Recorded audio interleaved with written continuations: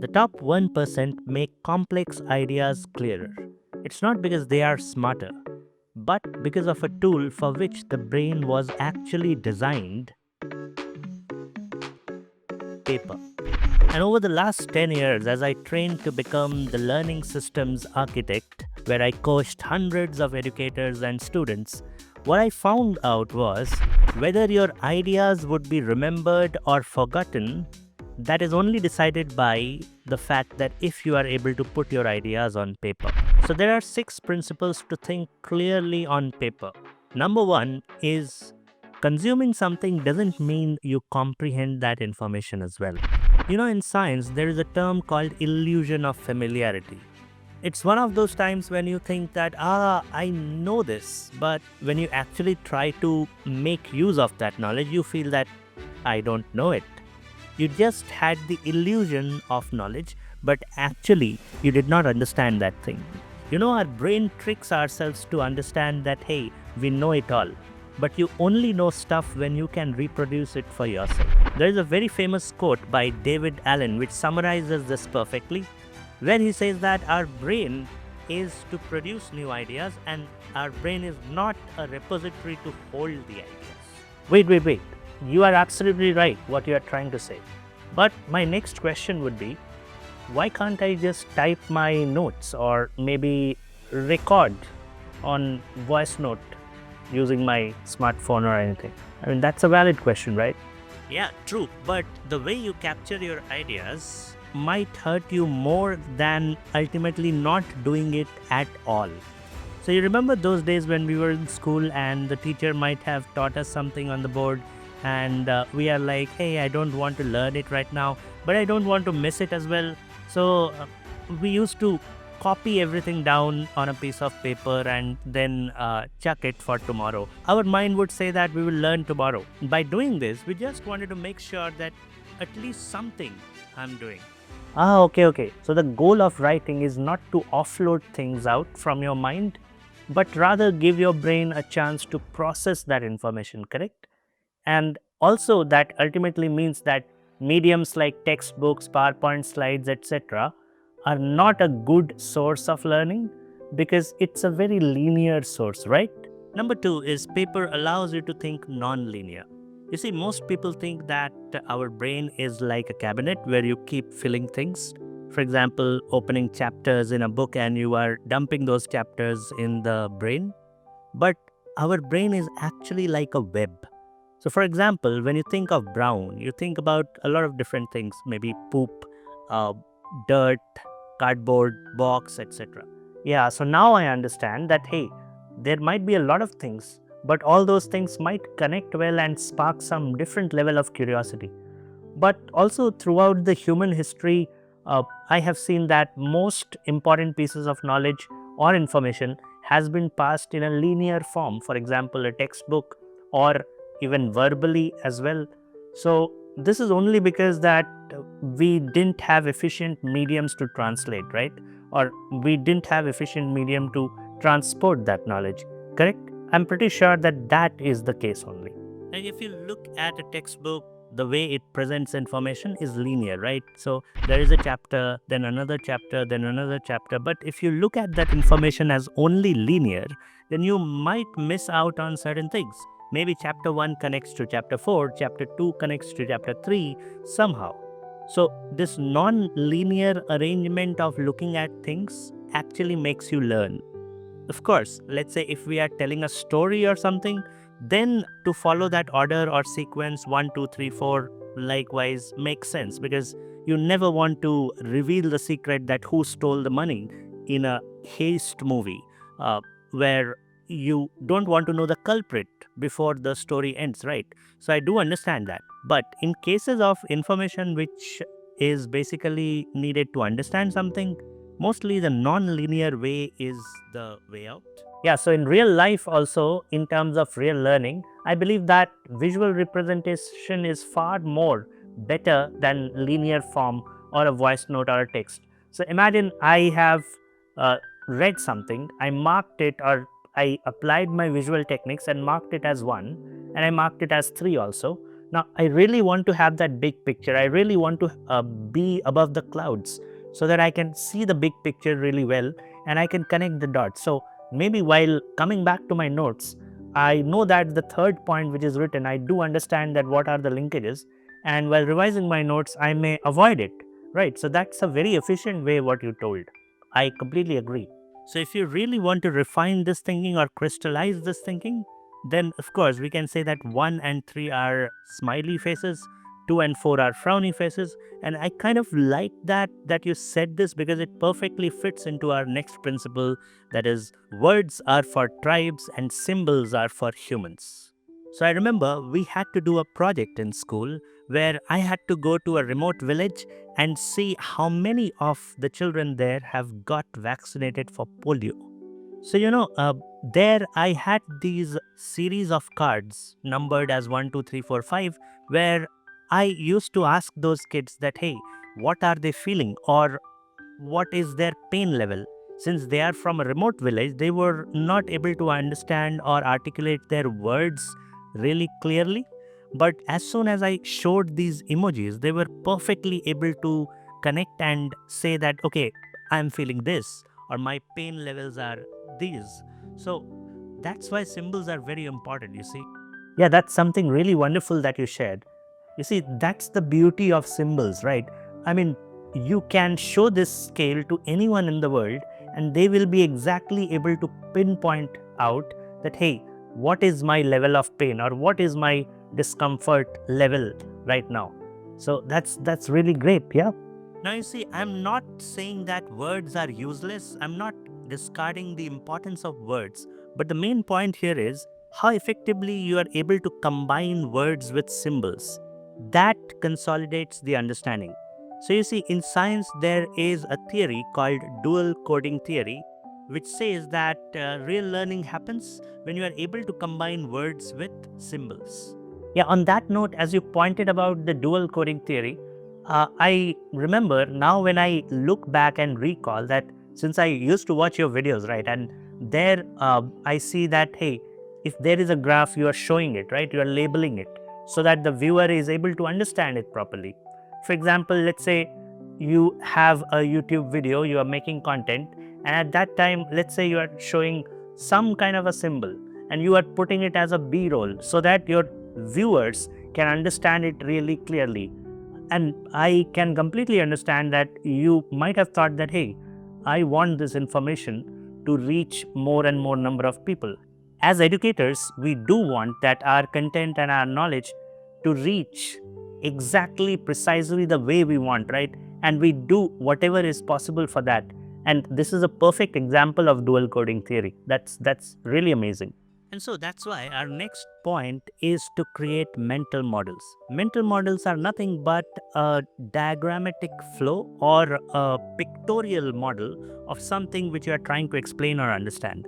It's a combination of words, symbols, numbers, maybe at times, which actually helps you to retain knowledge and understand knowledge quite effectively.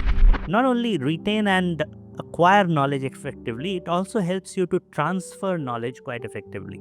So you see, as learning system architect, what I do is I have created a fishbone model which I give it to the educators and everybody who comes to learn how to learn. So in our courses, what we do is we try to map their skills with a particular number and tag that number to that particular skill so that they can understand that how the skill level is right now. It's nothing but a set of chicken scratch lines. Looks like a fishbone because let me draw it for you. That would help you understand better. So as you can see that these lines have numbers written over there, right? And each number is tied to a pedagogical approach. So it's a framework which the educators can use to teach better, to understand concepts better themselves, and more importantly, to transfer what they have learned to next educators or let's say next set of students. So that's why the principle of creating mental models is very, very important, right? Yeah, that's fantastic. And, I would like to point out something really interesting here. We are able to use the fishbone structure because you and I share the common knowledge base, right? We are educators. So we do understand that, hey, what's going on. Now, imagine looking at a fishbone. You do know that, okay, these data sets are coming more in number. You know that these numbers are associated with which particular pedagogical trait. And there you can start visualizing patterns, right? And with that data of patterns, you can actually guide educators really well.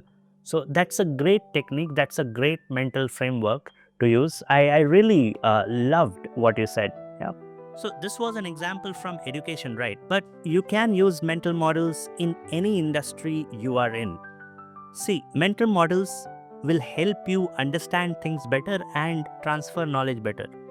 A lot of top entrepreneurs around the world use mental models to simplify very, very complex ideas into bits and pieces so that they can transfer the knowledge quickly and effectively. You see, this is one of my favorite mental models which is used in a lot of industries, a graph, right? So by looking at the graph itself, we can understand that, okay, this particular variable is changing with respect to the other variable. Now imagine representing this information or this data set in text.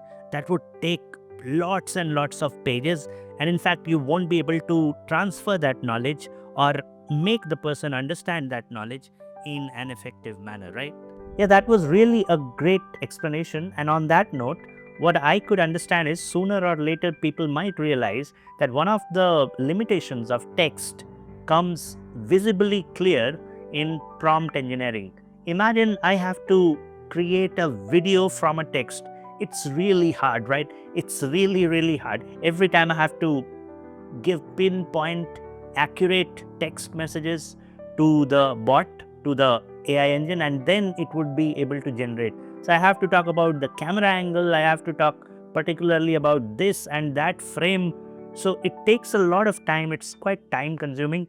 And in fact, better than that would be that, okay, if I have to create an image of a man wearing a blue shirt looking at the skies or the mountains, I just show a picture to the AI and then it would create it very easily, right?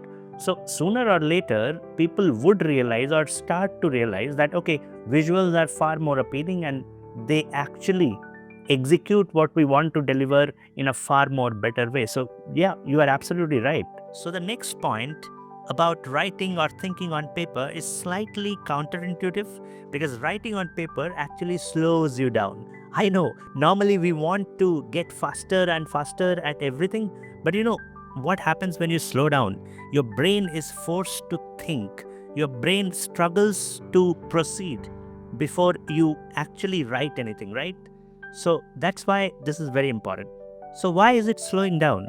I think that people have forgotten that our brains actually evolved way slower than technology has evolved in humankind's history. And that's why to process or encode information into long-term memory, our brain normally takes time, which people forget. And that's why it's actually better to slow down and give your brain time to process that information. I mean, in this technology-ridden world, which is growing too rapidly in terms of growth, in terms of technology, that we don't give our mind to think and process the information. We are always in the loop of stimulation, one after the other things. Content is getting shorter and shorter. Your brain needs that stimulation without even able to think and process that information, right? So I think that's why slowing down is very, very essential. Yeah, absolutely. I completely agree. For example, a lot of people watch your YouTube videos, right? But how many of them actually pause and think and reflect and then they write down their notes in the form of using visuals and texts, intermingling both of them, thinking over it and allowing their brain to process it? Very few, right? Nobody almost. They simply move on to the next video and they feel that they know it all. So of course, a lot of studies have also shown that, hey, somebody who is handwriting their notes on a paper, on a piece of paper, they are far more efficient in retaining that information and knowledge pieces than someone who is simply typing or recording in voice notes. So yeah, that's actually really visible. I mean, I have seen it in my life also. So great thing you pointed out, yeah. So, the benefit of writing and sketching things out on paper is like forcing your mind to think that, hey, how can I draw information from this particular piece of knowledge? Or how can I draw different linkages from different pieces of information and summarize into one beautiful text plus symbol combo, or maybe a mental framework? While when we type, it's like normal typing. We are typing and typing lots of pages. We feel that we know it all, but we don't actually know. So you see, while you are teaching something or while you are learning something, if you really want to distill subject matter expertise into something, then you really need to slow down. You really need to delve deeper and see whether you understand the different linkages between the pieces of information or not. And some studies do suggest that if your notes are having a lot of words, a lot of text, then you might actually not understand it fully. So less is more. So if your notes are having a lot of pictures, a lot of annotations, a lot of arrows, symbols, which are connecting one information to the other, then you might have understood that really well. So yeah, less is more, because it actually shows that you have given your brain time to process and refine that piece of information. Yeah, I completely hear you. I now am able to make sense of everything, and I'm kind of able to connect the thread and understand the deeper layers of it. So you're absolutely right. The person who is thinking on paper will have more ideas. The person will be able to generate far better ideas and even interconnect those ideas. But I'm thinking that, hey, okay, those ideas which I have generated, they are all mine, right? I haven't stress tested them yet. I haven't tested them out in the situations of pressure or situations of stress. I haven't gone out and talked to people that, hey, would you like to replicate and try out and see what are the results, right? So there is a lag, right? So you see, I think for the next orbit, only top 1% creators, influencers, entrepreneurs, and innovators, or teachers, or anybody who is doing a creative job does well is that, hey, uh, I have tried and tested this out. Let me roll this onto the common public and see if they are able to replicate what I have achieved using my models. And that's very important, right? Oh, yes, absolutely. I'm really happy that we are coming to the same page now. So basically, a person who is a closet learner, let's say the person reads books all day long and maybe create mind maps, create a lot of visuals, but the person is keeping them to his or her own, right? At that time, the person is not sure, we are not sure that whether his or her ideas are actually fruitful.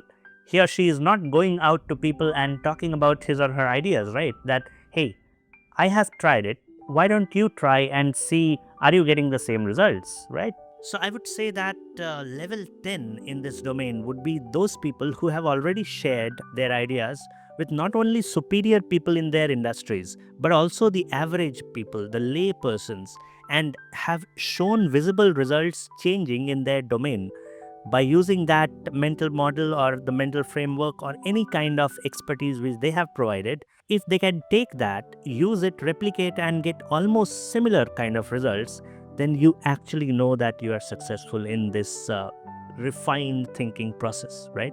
Now, taking this further levels up, at level 100 maybe, these are those people who have tried and tested their ideas, their frameworks, created systems, and have helped people from average domain to uplift their game, the lay persons to uplift their game, and create a meaningful, deep impact which is very, very long lasting. So you see, we started with the idea of writing on paper and how it beautifully crystallizes and branches out into different other things also, right? Oh, yes, absolutely. These are the kind of people who make their names throughout the course of history, right? They become the greatest names in every domain that we know. So, if you are really, really passionate about something, you feel that this idea should really work, of course, if your idea is something which can be taken up by a lot of people and they can change their own lives, then of course your idea will spread like wildfire, right? So that's really, really interesting. And in fact, I'm happy that you brought this up. This will help a lot of people to join the dots and understand the whole thing as we talked about the big picture in the beginning itself, right? So, like in my life, also, I have come across very different and effective frameworks that have completely changed the way I think and behave. For example, James Clear's Atomic Habit changed my life completely. When I started noticing behavioral patterns in my habit, when he talks about the habit loop, the model by which we can tweak our habits, when I understood that habits are nothing but behavioral cycles, I started tweaking it. And I was able to tweak my habit, and that actually shaped and changed my life. I mean, if you look at the YouTube videos that we have produced, right? So, there also you would see that how many times I have talked about atomic habits and how you can change the behavior. And not only that, even in our company Choco Chips, we have applied certain frameworks. So, for example, even if you had been into productivity space for, let's say, a few days, you might know this matrix, right? This is called the Eisenhower matrix. It helps you to prioritize things on a daily basis, that, hey, what is important and what is not so important. So we use this quite often at Choco Chips. Not only at Choco Chips, even in my own family, I use this to make better decisions. So you see, if you get good mental frameworks, then it actually changes the way you think, the way you visualize things in your life. You see, some of the frameworks or the equations transcend all industries, and one such equation is Alex Hormoz's value equation, right? I cannot emphasize how much it has helped in our personal life, in Choco Chips, in every endeavor which I do these days. It is immensely helpful. So see, this is how the top 1% convert their ideas into mental models and share it so that people can use and get immensely benefited from it. So not only that, in the process, they grow and they become immensely wealthy.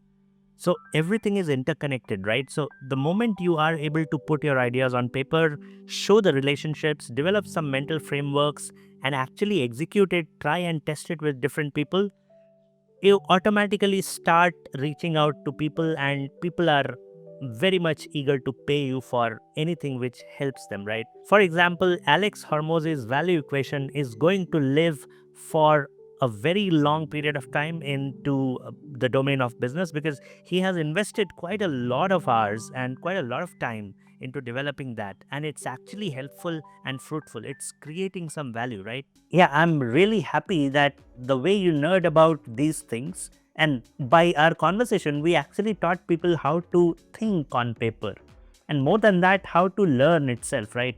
So, and I know that you run a pretty good cohort based course on your TopMate page, and people are really getting benefited from there. So this was one of the insights on YouTube that you published, and I'm happy that you decided to have a conversation with me to do this. And yeah, people are getting a lot of values from it, and people are actually craving for more and more content, and we are unable to produce it, as you were talking behind the camera, right?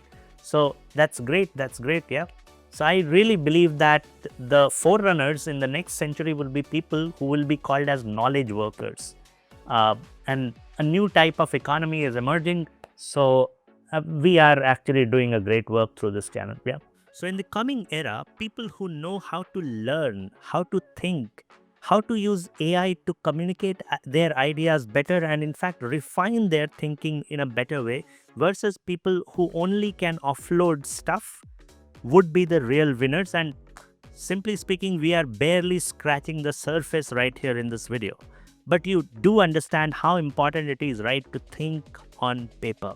If you really found some value from this content, do not forget to check out the TopMate page of Choco Chips, where we offer numerous programs, not only one-on-one programs, but the programs are for students, educators, and learning institutions as well, and for everybody who wants to learn how to learn and how to think. On this note, see you all again on the other side of the screen. Till then, stay thirsty, be great. This is Partho Mishra on behalf of Choco Chips, signing off.